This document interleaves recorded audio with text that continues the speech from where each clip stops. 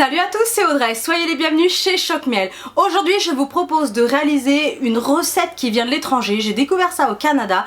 C'est du beurre d'amande et j'ai rajouté un petit quelque chose parce que je suis très gourmande. C'est du beurre d'amande et noix de cajou. Je disais, il y a eu un truc bizarre sur la caméra. C'est du beurre d'amande et noix de cajou, voilà. J'ai découvert ça il y a 4 ans au Canada.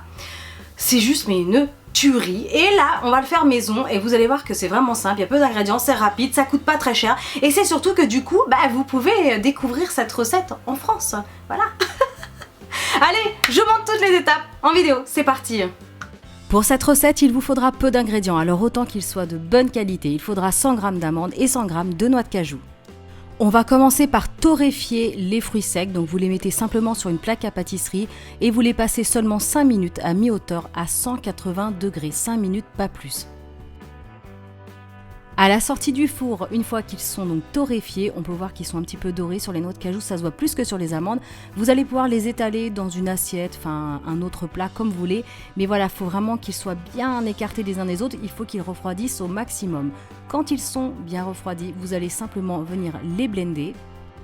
Alors soit vous avez un petit blender, soit vous pouvez vous munir d'un petit hachoir s'il est assez puissant. Donc moi c'est ce que j'ai fait, j'ai commencé à le blender et en fait comme mon hachoir est plus puissant, j'ai changé d'appareil entre temps.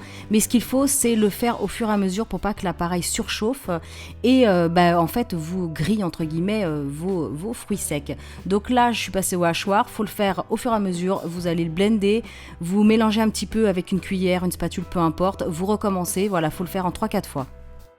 Et vous allez voir que c'est juste magique. Au début, on n'y croit pas, mais ensuite ça devient vraiment une sorte de beurre, de pâte très crémeux. Donc suivant la texture que vous voulez obtenir, vous pouvez le blender encore un petit peu plus, mais là, moi je trouve que c'était juste parfait. Alors la mise en pot elle est très simple, vous pouvez stériliser ou pas des petits pots de conservation. Donc moi c'était des petits pots en verre avec un couvercle, peu importe. Et voilà, vous les versez dedans. Donc moi j'ai fait 2 petits pots, donc un pot fait 60 grammes. Donc voilà, j'ai fait en petite quantité parce que c'est quelque chose quand même qui reste très gourmand et même si c'est naturel, ça reste quand même assez gras. Donc voilà, je fais par petite quantité.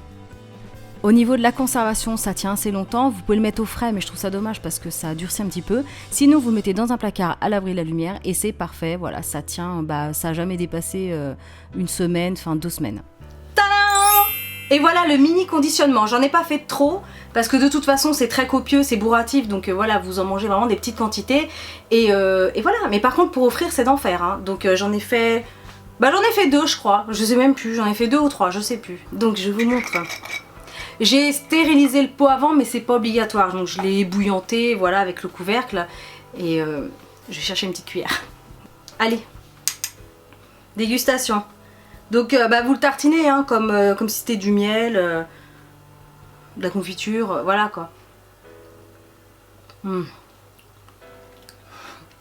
C'est horriblement bon.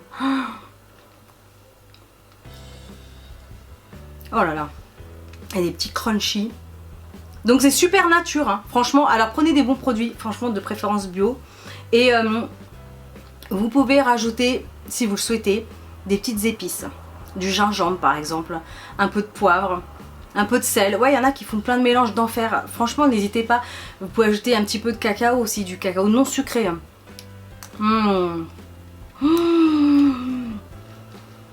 Oh purée. C'est exactement le même goût que le pot que j'avais acheté à l'époque au Canada quand j'étais revenue. Franchement, c'est pareil. N'hésitez pas à faire cette recette, c'est très simple. On trouve les ingrédients aussi très simplement.